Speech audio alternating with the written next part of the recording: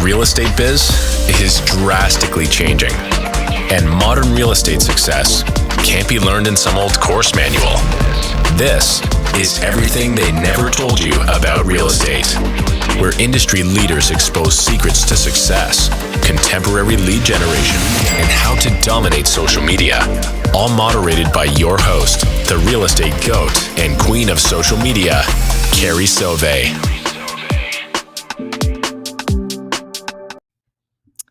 Welcome. I am your host, Carrie, and I am joined with a very special guest. I've been actually waiting to get her on my show forever.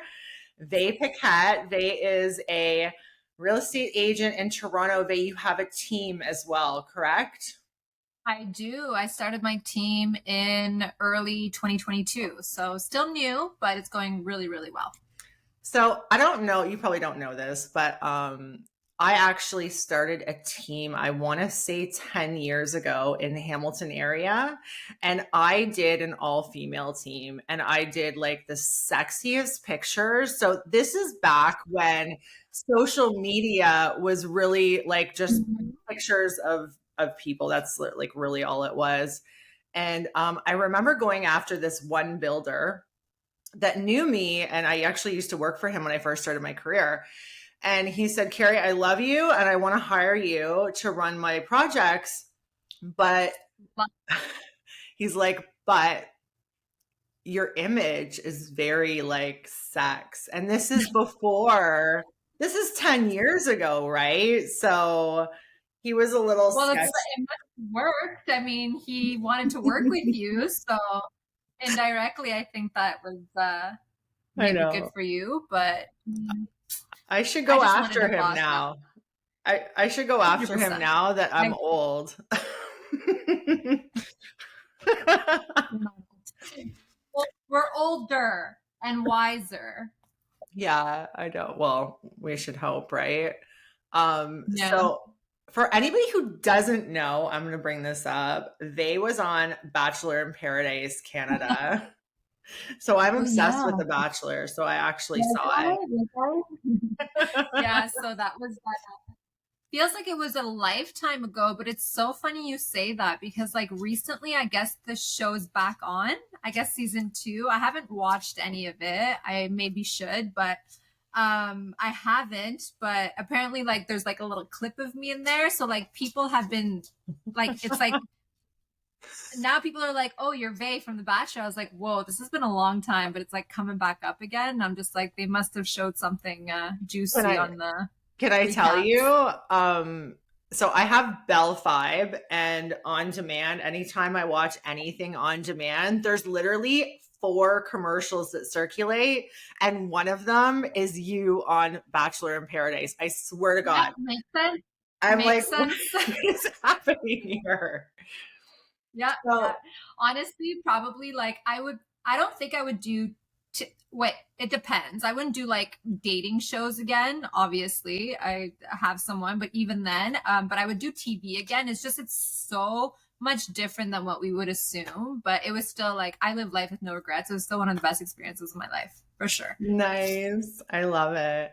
So I want to talk about something kind of specific because I've been on social media my entire career. I have a pretty large following for my area.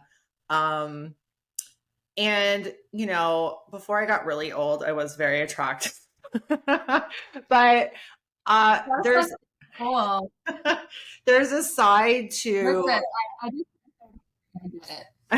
yeah, there's a side to being on social media that I don't think a lot of people know. I did talk to Dave a little bit about it, but it is night and day between men and women. Like the amount of harassment and stalkers that I've personally had over the years it would blow people's minds. Like I actually had a broker that was hitting on me on Instagram, a broker from Toronto who owned a brokerage. And as soon as I turned him down, he was calling me names and telling me, you're all sluts, all you girls who put your pictures up on Instagram. And I just want to like talk a little bit about that with you, because I feel like you may experience a little bit of the same kind of like fandom. It's actually been such a roller coaster ride with me and social media, and honestly, since high school for me in general, I feel like I've always had to prove myself, and probably like yourself, like people didn't take me seriously. Like they always thought, okay, another pretty girl, here we go, another girl in real estate. And I just like, it's been really, really hard since even high school. Like in high school, I did really well. Like I won, the highest math average, highest science. Like I won all the bursaries and stuff. And like the girls that didn't understand why I was doing well academically, like would go behind my back and talk to my principal and say she's cheating. So like I remember like graduating and I had, these thousands of dollars worth of bursaries, and I had to sit in front of my principal and write an exam that nobody else wrote, to prove that I deserved it. So like I've been dealing with, looks not being hand in hand with brains my whole life. So I kind of like, I was an accountant back in the day. Fun fact of the day, worked for the government, all that stuff still happened then. With like females in the workplace, it's just constant jealousy that it's like they didn't understand. And I'm not trying to be conceited by all means. It's kind of more awareness at this point now that I'm in my 30s and how insecure I was because of it in my 20s. Like so many people think, oh my gosh, she's so confident and stuff, but it's crazy. When I first started this career, I went by Vay with my friends, and I went by Vay Paquette with my real estate, because I didn't want like any of my clients seeing my Instagram profile with me on trips and in a bikini and like pretty pictures and stuff. And so I had 2 Instagrams, and it would give me like anxiety if my clients would find out that my name is Vay versus Vay Paquette, because I didn't want them to find me, because I didn't want them to judge me, because I got judged my entire life. And it's actually my the current co-founder of my brokerage, Adam. I remember specifically when I met him at PSR when I first moved to Toronto, and he met me and he's like, there's something about you. He's like, you're really smart. Like you have it. And I was just like, yeah. He's like, there's no reason why you shouldn't succeed in Toronto, because I was actually an agent in Ottawa for the first 6 years of my career, then moved to Toronto. And then he's like, why do you have 2 social medias? Mm-hmm. And I was like, I explained this entire situation. He's like, who cares? He's like, be you. And he's like, people are going to want to work with you if you're yourself and you're real. And like, yes, you're going to have to prove yourself, but we're all realtors. We all have to sit in front of someone and sell them. Like, It's fine. Just be yourself. And it like clicked overnight, where I actually like deleted my Vay real estate profile. And I'm like, you know what? Fuck it. Like, this is me. This is who I am. You want to work with me? I'm going to be an insane realtor. I know that I will be, but like, this is who I am. So like, actually there's a few, like the girls that work with me now, I have 4 girls under me, and they're just like, we think you're so real. Like, you'll post yourself in a bikini, but you're fucking killing it in real estate. Like, who cares? And that's just like something that I want to, show women that it's okay. Like, it's okay to travel and be pretty and post pictures and be a boss ass bitch. Like, we're okay. We're doing this. And that's just what I'm trying to teach now, because I went through it and it's not easy. And like, I went through my 20s being insecure. Like, I would go to meetings without makeup on and like with like covering myself up, like, because I was so scared of being judged by the way I looked versus like what was in my head and what I can do. So if I had any advice to give to like any females out there, is just be yourself. You don't need 2 social medias. Just like, if you got it, you got it. Like, honestly, like confidence is key. Sell yourself that way and fuck the rest. Fuck what they say. Yeah. So, never apologize for, your God-given talent. Right? Whether they're your intelligence or your looks, it doesn't matter. Use what you have. Everybody, do you think... Sorry, like, it's happened so many times where like I get males DMing me and especially early on in my career, when it was like hard for me to judge whether or not like it was an actual client or whether they just they wanted to meet me. But like over the years, I've came up with like tricks and stuff, which I am teaching the new girls on my team. I mean, these girls are like in their 20s, like early 20s, mid 20s. And I'm like, I've been there. Yeah. I remember doing that. Let me teach you how to vet a client and how to, make sure that they're in it for the right reasons. And like you said, you talked to Dave. Dave, men and women in this career is so different. Like he can go meet a girl at 9 p.m. at night and like nothing's gonna happen. Like he's 200 pounds, can like protect himself. Me, like women, we always have to constantly be careful and constantly be aware of our surroundings, who we're meeting, at what time our showings are, where the lock boxes are, what's going on. Like it's completely different. He's like, oh, I don't care. I was like, obviously you don't freaking care. Like you can protect yourself. Like, so it's hard. It's hard to be a female in this career. It really is. And I don't care who you are and say it's not. It's completely different than being a male in this career. Completely different. And we're in a unique position now in our career where we can like guide, like you said, like the younger generation. I remember girls on my team going through the same thing. I had one girl would call me every week and say, Carrie, oh my God, I've got a dinner meeting with this guy. He's an investor. And I'm like, tell me a little bit about this. And no, he's not a client. Get rid of that right now. Like never dinners with alcohol involved, like always, coffee or lunch. Like there's like things that I tell the girls to just be careful with. If it's like the first time and you're alone with him, like I'll come with you or someone else on the team's going to come with you. Safety comes first. And like it comes obviously when I say, be yourself on social media. And if you want to post like a, beautiful picture of yourself in a bikini, obviously that comes with maybe what we would call like repercussions in some way. So that's why it's like, I say be yourself, but these are the things you should do to protect yourself in case it happens. Yeah. You know what? Can I tell you something? So I actually got a couple of stalkers when I used to work in like, entertainment industry. Like I used to work in bars, and I carried a couple of stalkers into real estate with me. And I feel like they've never gone away because I'm so active on social media. I'm always going to be in their face. And I believe, it's with stalkers, it's out of sight, out of mind. And I've operated my entire career coming up with a game plan if one of my meetings turned out to be one of my stalkers. I always, in the back of my head, I have a plan in case. 100%. And it's like, it's sad that we have to operate like that and think that way, but that's the reality. And it's not, and it's worse. That's why I'm asking you about this, because yes, as an attractive woman, this is going to happen. But when you have a huge following and you are consistent with your content creation and you're always out there, it is less likely for these stalkers or these fans that are obsessed with you to go away. So it's like a long-term commitment. It's like like between you and I, if I wasn't in real estate, I would delete all social media. Like I really, really would. I'm at a time in my life where like I wish I could be more private. But it's just not possible. It's not possible in our career. It's just not possible in this kind of day and age, especially with, being in sales and having to constantly being on social media. And I mean, I don't have a crazy following, but enough. I have a lot of engagement.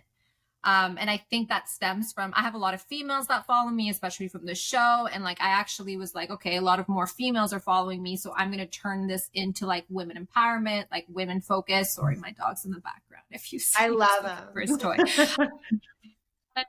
So like, it's like, of course, there's so many positive things about social media, like insane amount of positivity, but like, it's hard. And like, I wish sometimes I could just disconnect, but if I disconnect even for 24 hours, like I try to turn my notifications off. I try to just choose when I want to go on social media, and then I feel bad. And then I go back and I have, and I'm not even over exaggerating. I think I have like over 100 requests right now. And I just feel so bad. But like at the end of the day, like I want to be in control. I don't want to be a slave to social media, but I know how important it is.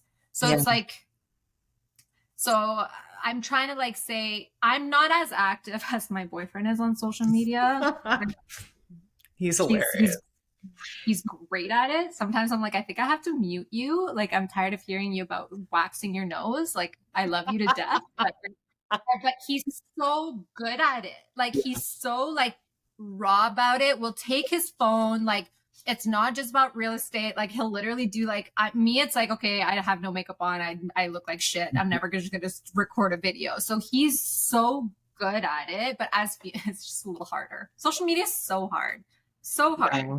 If you have any tips for me, like, please let me know. Like, I'm just winging it, but it's hard. You know what? The only thing is that if you start to incorporate it and document your daily, your day to day, it becomes second nature and you don't even realize it. I feel like that's what happened to me years ago. Before there were reels, I would just start recording myself in stories all the time. And then the next thing you know, my friends were like, what the hell? You literally document everything. And I didn't even notice. It had just come so second nature to me. But like there's an upside to it because you get a client from social media, they already trust you, they already feel like they know you. There's that familiarity on their part at least, which it makes your life easier working with a client that already trusts you and feels like they know you. 100%. Yeah. I can like personally say like I haven't picked up too many clients per se from social media. Like if I like think about it, there are a few that reach out, but like my social media is not really like to get leads. Oh. Which is maybe, I don't know, like it's I try obviously, but maybe it's like from content. It is like referrals from like people that see it. Yeah. But it's not like people messaging me all the time. Hey, like, can I buy your house? It's happened more on TikTok than Instagram. Like, really, like, cause I post like, yeah. So like, I've had like 3 or 4 people be like, hey, I'm looking for a place. Can you help? So TikTok's been more, but like randoms that don't follow me on social media, like it's harder to get leads that way. But I don't do paid ads. Like I don't do all that stuff. Like I kind of tend to find my leads organically or through these clients, but I run all of my entire business now is run through social media. And when I started my career 14 years ago, it was all SOI, and I was such an active social person that I built a really good career really quickly because I was social. And then incorporating the social media right away just reinforced that. So the two of them like really complement each other. Yeah. It's social media is hard. Okay, I have a question for you.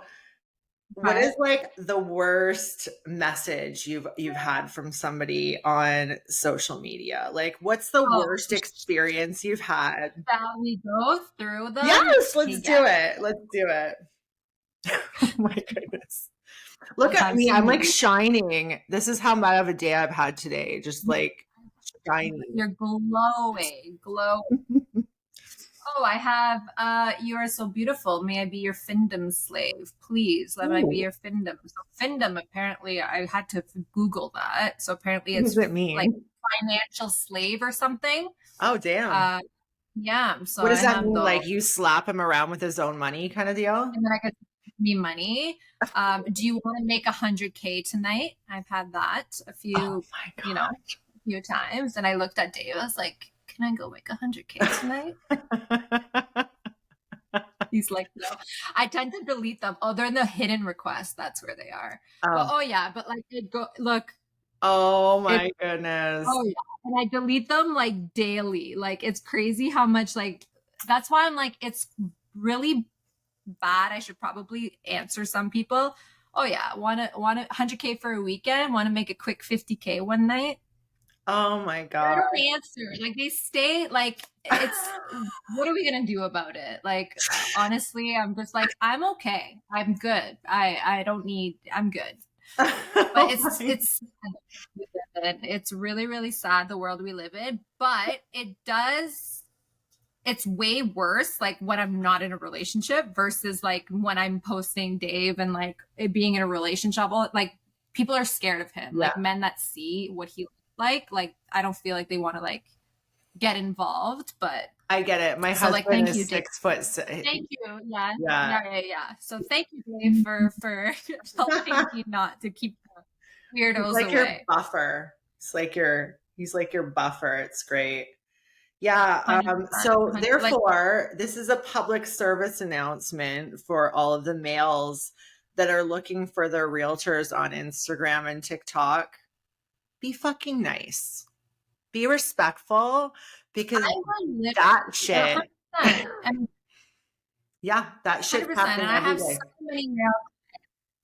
so many male clients, and I have so many, but like me, like I'm super nice, but like I'll say how it is. Like if like that's why it's like, I guess when you're like in real estate for as long as like I'm almost 10 years. So like I've been through it, but like if there's one red flag, like I don't care about the potential commission. Yeah. Like I don't give a fuck. So that's why I'm trying to teach the girl, like with girls, they're calling me. They're like, yeah, well, he's saying he's, pre-approved for 3 million. I was like, okay, let's go through it together. Let's go through the signs and red flags and the conversations together. And that's really, because you're looking at this like $75,000 commission check right now. Yeah. I'm looking at your safety and seeing if it's actually true. So I've been through it. I've wasted my time, and I've been in, dinner and drinks and stuff where I'm like, are you kidding me? You just made me drive half an hour and wasting my time. Yeah. But so I want to teach my little youngins on the team to not look at the paycheck, and safety comes first. Yeah, I have no problems asking really personal questions when qualifying Oh my God, me too. male buyers. Me too. I'll literally ask to see proof of funds before I even meet with them. No problem. When's your pre-approval? Yeah. And if it's like adamant on let's go for a drink, sorry.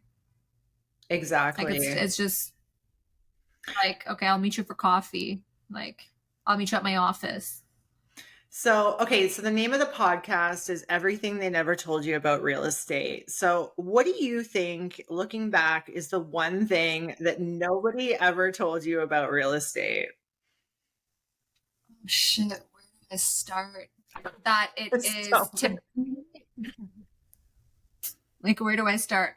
What an amazing career. Okay, so to be successful, because I remember I left my accounting job and like everybody's like, you're good in sales, like whatever, you should become a realtor. And I was just like, wow, like I can work, on my own time and, make a few thousands of dollars here and there. Like life's going to be great. No. To be a successful real estate agent, like, I mean, the top agents, you have to give all of your time away. Like there's no time off. There's no evenings. There's no weekends. There's no Sundays. There's no mornings. Like it is a 24-hour job if you want to do it properly and correctly and want to be successful. So I remember I'm like, this 9 to 5 is too time consuming. I miss my 9 to 5. I'll never go back. Like obviously I miss my 9 to 5, like weekends off. Like when's the last time you had a weekend off? Or an evening? It was like, I don't remember the last time we sat down for dinner at a decent hour and like ate like on a Tuesday night together. Right. But it's a very time consuming career, and it tests your patience. It tests it's a hard career. Yeah. It's a hard career. It's not easy. So like those, tens of thousands of people in Humber right now, like getting their license because they're just like, wow, like they see us and nice cars. And they're like, I'm just going to, be 22, making 100K, and like life's going to be great. And I'm going to be able to travel and this and that. Yeah, we all show that, of course. Like we're all posting our nice cars and condos and, sail here, sail there. Do you know how hard it is to get there? Wild. I know. It's crazy how hard it is. Okay. So you said that, and you also, I've noticed, because I do follow you on Instagram, you travel a lot, girl. So have you consciously made that decision? Because I know for me, I used to be hustle all the time. Work comes before family, work comes before everything. I'm getting to the point in my career where I'm willing to give up money to get my freedom back. Is that kind of where you're at? Right. So I think, so you're essentially more like Dave. Like Dave wakes up, goes to bed 24/7, breathes, eats, sleeps real estate. Okay. So like he is, but keep in mind, he has been in the career half the amount of time that I have. Like I started this when I was 23, 24. Like I've been doing this for a very long time.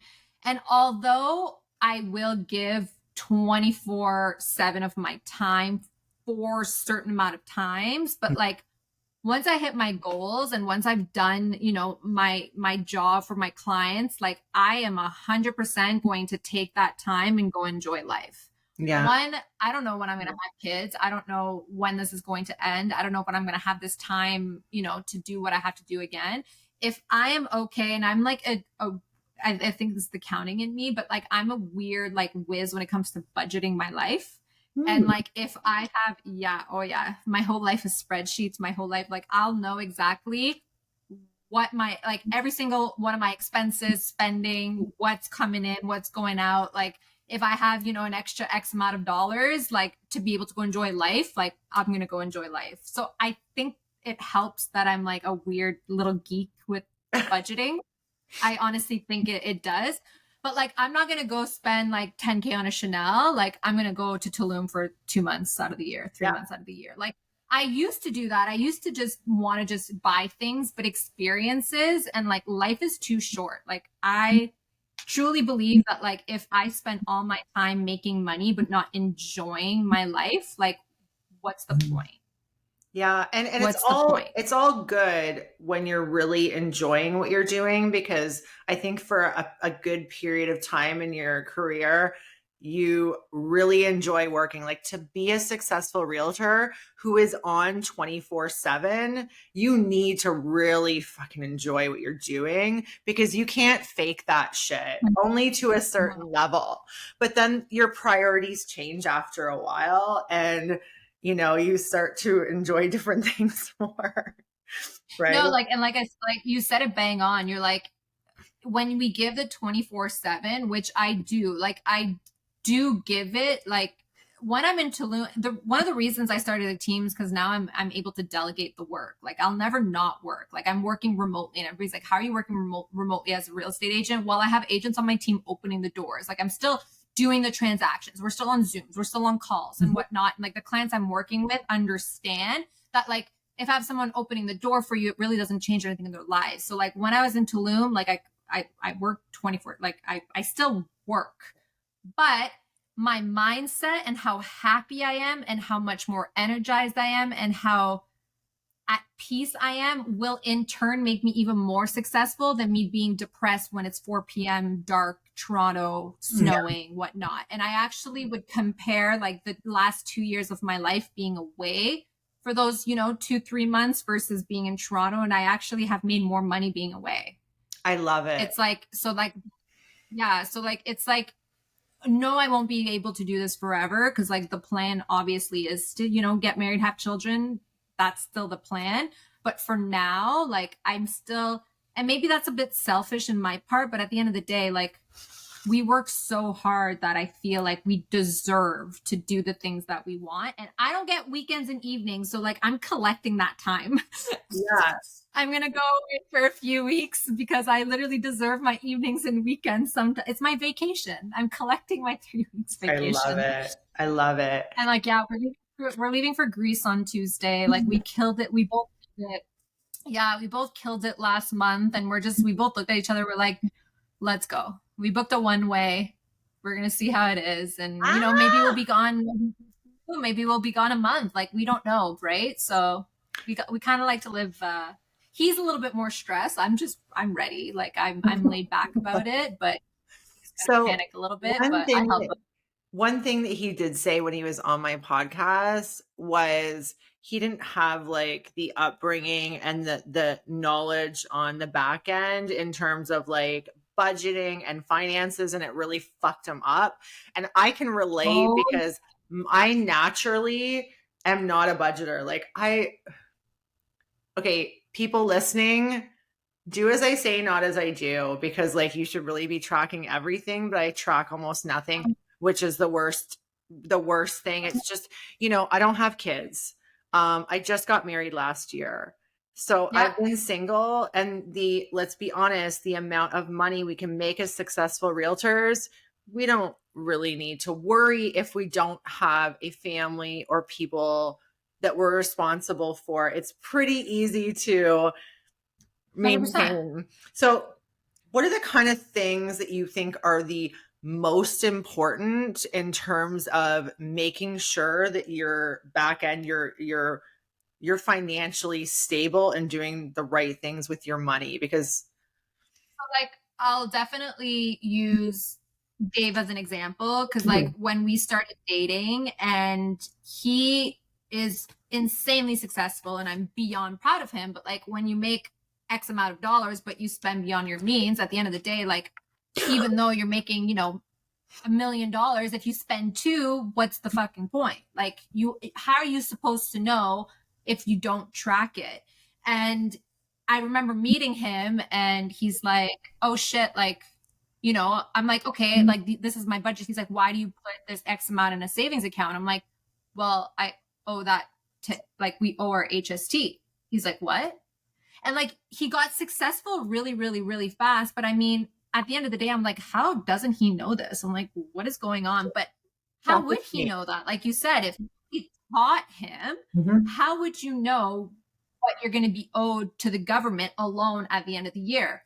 So then like it took a while for him to, finally catch up to, the debt that he was creating, especially with CRA. But now like he's cute. Like every first of the month we sit down, we do his budget. Like, he puts X amount, like he's so good at it now because he's like, I'm never going to put myself in a position like that ever again. Like, yeah, it's very, very stressful knowing and then getting a $150,000 CRA bill. And he's like, what's going on? Like, what? I'm like, well, you have to put that away. So to come back to your question, if you're a realtor, the one advice I would give you is put the 13% aside in a savings account. So every single paycheck you get, put the HST aside. yeah. I was in a brokerage in Ottawa that actually took that away from us and only gave it to us at the end of the year. But Toronto, it's not. No. Yeah, you probably, but in the brokerage we're at, they just don't do that. And I don't think many brokerages do that anymore. So put that 13% aside. Not only that, depending on what you're making, you do owe personal taxes, especially if you're not incorporated. If you're making 100K, 150K, 250,000 a year, you're going to be in a very high tax bracket, and you're going to have to owe minimum 18 to 22% if you're not incorporated. Of course, if you're incorporated, depending on like, things, you should be putting like 8 to 12% aside. But if you're not incorporated, put an extra 20 to 22% in that same savings account from every paycheck, and like put it in your brain that this is not money you have. Like, this is money that's not yours. A lot of people are like, okay, we're real estate agents and like we're making commission, but it's still a salary. Like, you still owe the same amount of taxes to the government, and you have to owe the CPP, and you have to owe, like, you're going to pay all that back. And like, you don't want to have a $50,000, tax bill at the end of the year, and then you're going to have to pay $2,000 in installments, and you're never going to catch up. And then the next year comes along and now it's $100,000, and it's just never, you can't catch up at that point. And it's not even just Dave. Like, I think there's like 4 agents at the office that are just like, holy shit, I owe this much to the CRA, because they don't know. And it's like, how would you not know? So 13%, put it aside. If you're not incorporated, put 20 to 22% in that same savings account. And if you are incorporated, depending on your salary, I would put 8 to 12% in a savings account, and don't touch it. And thank me later. Just please. And then when there's left money, go to Tulum. If you don't, because your expenses come off of that. So it's like, there's going to be leftover money. So if there's leftover money, like, travel, go buy yourself that Chanel that you want, go spoil yourself. But it's a way better feeling knowing that like you don't owe any debt and you have extra money than to panic and be like, oh shit, like I actually thought I had more than I had. So that's like my number one. Vay, on a side note, I want you to remind me when we're done. I actually have something interesting to propose to you. I don't want to forget, so I'm telling you right Okay, okay, okay. I Deal. love this about you. Okay, so now that I know you were an accountant, now that I know you have this financial intelligence, to incorporate or Yeah. not to incorporate, what's the answer? So incorporation, you should incorporate if you're making more than 78,000 a year about. I think that's the magic number. So if you're making more than 70, so probably about 80K, 80K after like expenses. So like if don't quote me on that. My accountant's the one who's like, okay, why you need to incorporate. That's when I did. But if you're making about 80,000, there is a magic number, which your accountant will tell you. But if you're making more than that amount, you should incorporate because at that point you're saving more taxes. So there is a magic number that you'll have to find out, but I think it's roughly about 80K. If you're making more than that, you should be incorporating in Okay. a PREC. So like a real estate corporation. Yes, yes. Perfect. I love this. Have you ever you And it coach saves a shit ton of money. Like, do you coach your what? girls? You coach your girls obviously that work for you, right? If they ask me, yes, like I don't push this like on people, but like I do help when I get asked, but like I have been thinking of creating like kind of like a real estate spreadsheet type savings thing because I have it. So like I should maybe monetize it in a sense. Like I've given it to like some realtors in my office and they use it religiously. But it's just for me. But yeah. No. Yeah, I have like I have the template, all the calculations are in there. You can adjust like depending on how much you want to put away. Like so like my spreadsheet shows like at the end what I should have. Oh, I love it. My accountant loves me. He's like So, okay, so you talked a little bit about Tulum, and I have to tell you, Tulum is my favorite place in the world. I did, I stayed at Casamalca. That's my favorite place to stay when I'm there, only it's gotten so fucking expensive. Like, it's ridiculous. you don't stay on the beach anymore. Like Yeah. it's too. No, we stay in Aldea Zama always like at a Airbnb at a condo because like we're there for very long times. But like when we go to the beach, it's hilarious how expensive it is. Like Yeah. I remember spending $120 on a pizza, a truffle pizza. Right. Yeah. I did my very first sweat lodge in Tulum. I think it was at Alaya, and it was the best experience. It was life-changing for me, so I love it. So let's do a little round of best of Tulum, okay? Okay. Yeah. Favorite restaurant, let's say like higher end, dressy.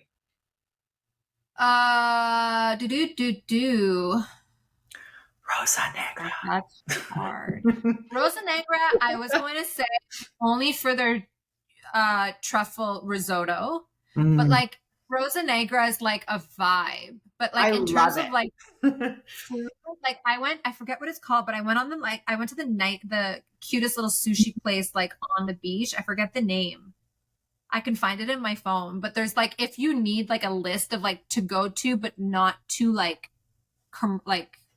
touristy, let me know. I have like a whole list of like little restaurants, but Rosa Negra, have you tried the truffle risotto at Rosa Negra? No, I can't remember what we got, but I just remember You have to just go back for the truffle risotto. I just remember sitting there and Queen coming on the speaker, and like it was just such a vibe. The fire. Well, this was like the fire thing, but like later the music they play, like I love Queen. Like, you know, you have to break. I love it. I just love it. And it was just like a whole vibe. And it was my favorite place. I think we hit all of the restaurants on that strip while we were there.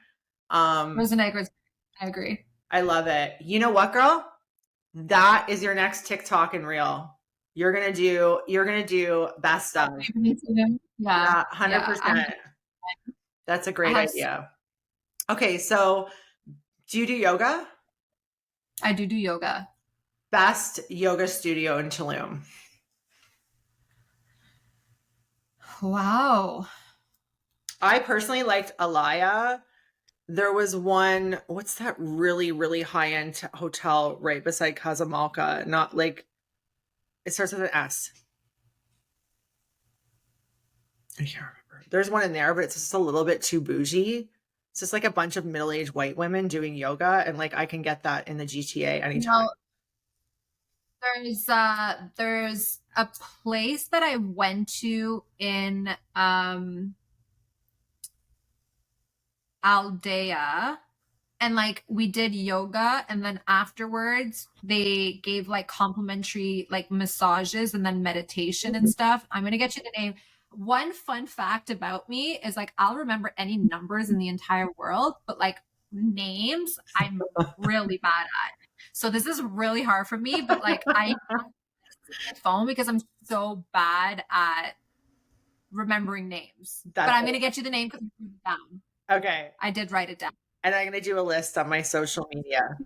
I don't know news of anything. I'm going to do a whole list. We're going to do a list, and I'm going to collaborate it with you. The best of Tulum on social media. So everybody can watch out for that. Okay, let's shift a little bit into what's going on in the Toronto market. I have a couple girls under me who work in Toronto, downtown Toronto, and it's just like, it's craziness, and I love it, and I'm happy for them, but it's bananas there. It's like a whole different world downtown Toronto. It is crazy, and it fluctuates from, not even like neighborhood to neighborhood. It fluctuates from like block to block. Like it's crazy in downtown. It just makes no, from building to building. It's just a different world. Yeah. What's your favorite neighborhood in Toronto for atmosphere and vibe? Probably Ossington. Okay. In the core? Yeah. In the core, I love Ossington. Like I live in King and Portland, and I only like King and Portland Monday to Thursday and Sundays. I hate downtown. I hate King and Portland on Friday, Saturdays. And I usually wake up at like 5, 6 a.m. Like if I don't go out like on weekends too. And like I'm like on a Saturday morning at like 6 a.m. and it's so good and so peaceful. But I don't like my area on weekends, and like I should probably not say this because I'm like, move here, guys, everyone move to King and Portland. But it's really, really crowded.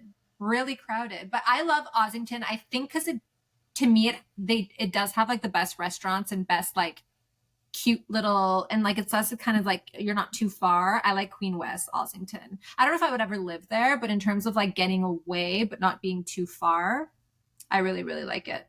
Okay, so that brings me to my next questions. Okay, best sushi in Toronto. Shit. Downtown. We're just gonna talk downtown. I love Akira Back. I love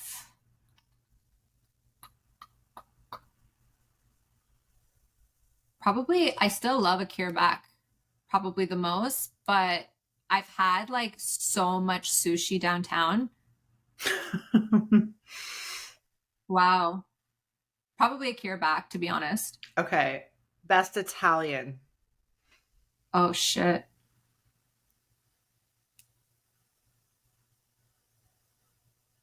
I don't know. What would you say? Downtown Italian. Okay. There's this little place on King West. I have to ask Dave the name. He took me there recently. But Vella's insane right here on Portland. They have these two pastas that are to die for. And I'm pretty sure it's an Italian restaurant. I was just thinking that. But like if I were to have to pick like in the core, if I would have to like crave pasta right now, it'd probably be Vella. Okay, awesome. Shout out to Vella. Really, what about good. Best Mexican? Tacos. Mm-hmm. We always go to Wilbur's, but the best place is right here. What's it called? I'm so bad at names. I'm literally going to find it out because it's insane. So Wilbur's is like a quick tacos. What's it called? People are going to make fun of me on this freaking podcast because I stop.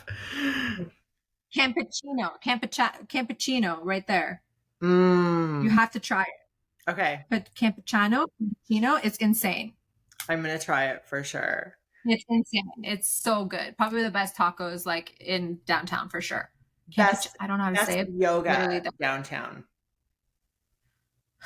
I go to yoga at my gym at Altea, but that's probably not the best yoga, but that's honestly probably the only yoga I've ever gone to. Okay. Around here because it comes with my gym membership. Okay, hot or regular yoga? I do hot yoga. Girl. So yeah, I'm getting my yoga teacher training at a hot studio. Oh, insane. That's amazing. Yeah. The owner of the studio wants me to teach there, and I'm like, okay, maybe I can squeeze in like a class or two a week, but I want it so that I can hold retreat. Where's your favorite yoga? Did you ever come to Toronto? No. Okay. No, Altea is good because they have the hot, it's really pretty there, and I do hot yoga there. Like I have different like spin studios and different like Pilates studios if I don't go to my gym, but like everything's really offered at my gym, so it's hard for me not to go there. Nice. But they actually have really good yoga there. Nice. Okay, so what do you see happening? We just saw some interest rate hike again, another one. What do you see happening in the next 6 months with real estate interest? Do you think the interest rate's going to go up again? I hope not. I don't think honestly, I think at this point it's hard to say because I thought they wouldn't go up again. I was just like, okay, especially what we were seeing at the end of 2022 and early 2023, like it was insane. The amount of deals my clients were getting, the amount of desperate sellers, but not only been desperate sellers are like, oh, fuck it. We're going to sell right now because we're going to buy at a low, and it's okay if we're losing a bit. Right. And we saw that down and those opportunities for our buyers. And just because of how much it slowed down and how much it came down, like I truly, truly believed. And like, how are we supposed to predict? Nobody can predict this. Like I can literally look at charts all day, every day, all day. Like nobody can predict this. But then in like March and April and May, we saw this peak and we're just like, what is going on? And we started getting back into multiple offers. We started getting back so many of our buyers were so eager to buy, and then these sellers were selling, and like the good deals were just starting to slowly disappear, especially in the core. I'm not really sure what was happening in other places, Ontario, but like obviously I deal most of my business in Toronto in the core. And then so then I guess because of that hike in the market and that spike, the Bank of Canada is like, fuck, we didn't achieve what we wanted to achieve. Because the market was, okay for, a few weeks. And then they're just like, nope, it's coming back up. We obviously didn't achieve the slowing down the market like that we expected. I literally sold a condo in North York, and within a week for an identical condo, I got $15,000 more. Yeah. A week, a floor difference. Like the market was just going up and up, and like I had 12 offers on it, and this was in May. Yeah, Hamilton. But now too. Yeah, Hamilton started crazy. Going up. So, I feel like February, and it's still going up. It's slowed down a little bit. We are seeing more, especially like the ones that are on the market. We're trying to do the offer dates and we're seeing no action. We're seeing, not enough offers. We're seeing buyers trying to lowball, but really our sellers aren't willing to sell for that price. So like we can see the effect that the last hike rate had on the market. But is it that, or is it because it's summer? Because historically, June, July, August are low market. So it's very, very hard to judge why this is happening, or if it's because of the interest rate hike, or if it's only because it's summer. I find that every single year, no matter what kind of market, high market, low market, it does not matter. Every year, July and August are the worst months of the year. If I have inventory, it's fucking sitting. until like Literally, September or that's October. why a lot of people are just wondering if it's because of the interest rates. And I'm just like, maybe I'm for sure think that's one of the factors, but a big factor is it's summer. Like people are in cottages, people are traveling, people are putting things on hold. Like it's, and then I think we'll get more of a realistic picture in the fall. Yeah. So it's hard to judge the next 6 months because like, how are we supposed to know what's going on with the market? Especially when they just did it, like literally June 7th. And now it's like, okay, it's summer. I'm sure 100% it had affected, you know, buyers pulling back and sellers being like, I'm not going to sell right now. But sellers are already, I think they were already going to be like, I'm not going to sell right now until the fall anyways. Yeah. So it's hard to tell. I have a mortgage broker who always knows what's going on. And I had him on the phone right before the last rate hike. And I said, tell me what's going to happen. I don't think rates are going to go up. I hope they're not going to go up. And he turned to me for the first time. I've known him for like 20 years and he always has an answer. Like, and he's like, with this government, who fucking knows? Like literally. Yeah. I don't even want to get. We have Daniel Foch on at Rare Real Estate, which is essentially like the guy I just follow all the time for like to figure out what's going on in the market. And like, I'm sure even him, he's like, this is a really, really, really tough time to predict and give valid, like, and I hate not giving facts to my clients. Like, I hate being like, buy now or hold off, sell now or hold, like, and it's very, very hard for us realtors to give that advice when there's just so much uncertainty. Yeah. Okay. Like, yeah.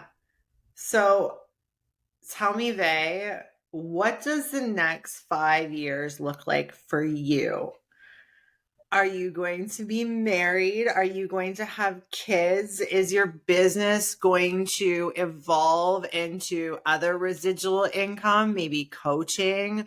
Are you going to build your team and double, triple that up? Tell me what your goals are, because in that amount of time, I'm going to come back to you and I'm going to be like, okay, girl, show me what you got.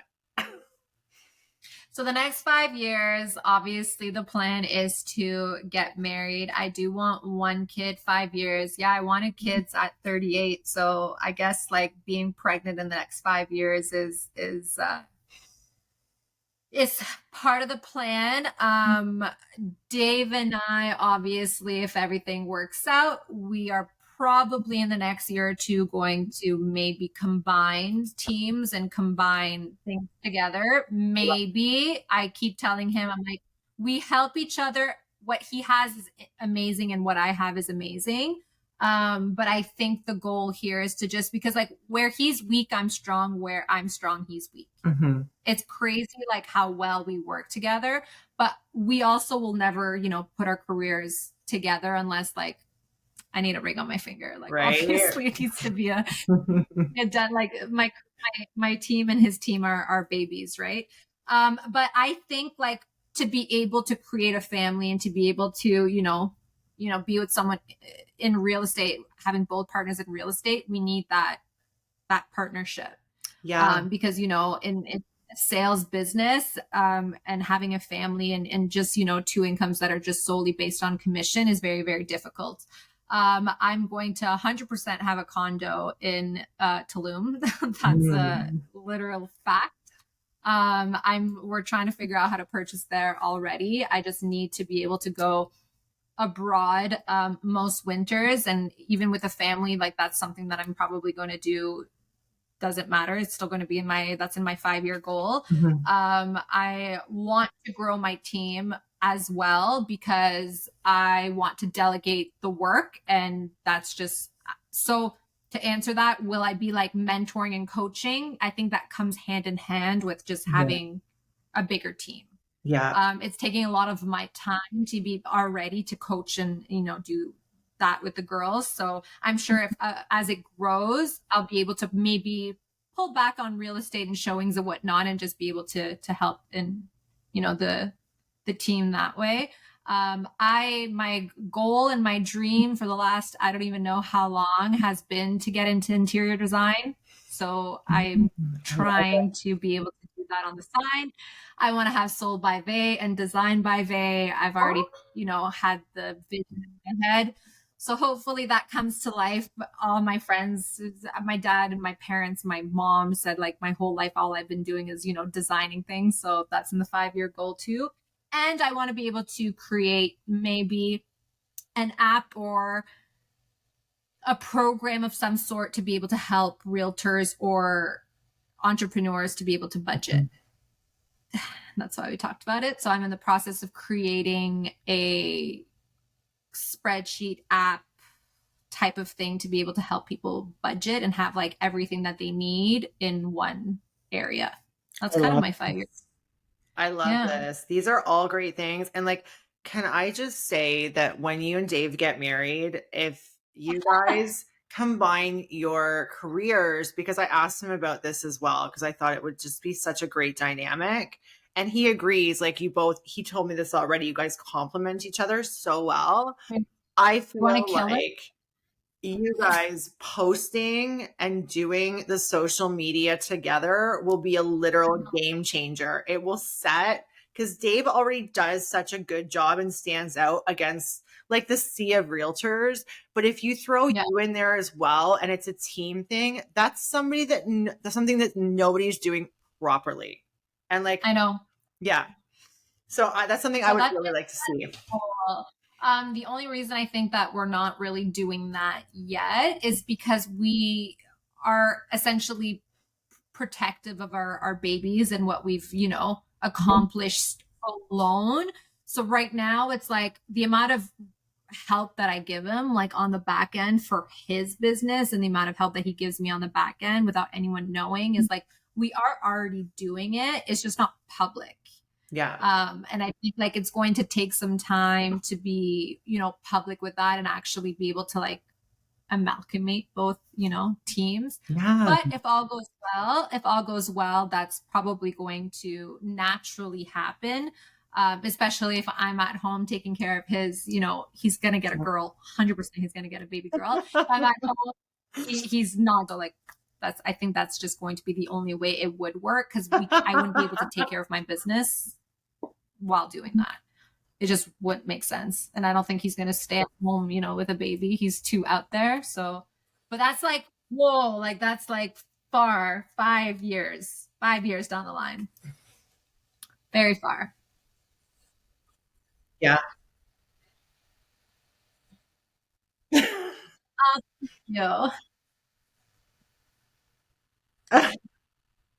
Well, I look forward to seeing what both of you are going to do, especially you, Vay. You are fantastic. Thank you. And you're a great realtor. And I'm sure we'll do many more of this. See women just killing it in this industry and just being themselves. So great for you. And thank you so much for coming on today. Yes, absolutely. Thank you. Thanks for listening to Everything They Never Told You About Real Estate. Be sure to subscribe so you never miss an episode. To connect with Carrie or for more information about her coaching program, check out carriesoave.ca or at Carrie Soave and Associates on Instagram and TikTok. Thanks again for tuning in, and we'll see you next time.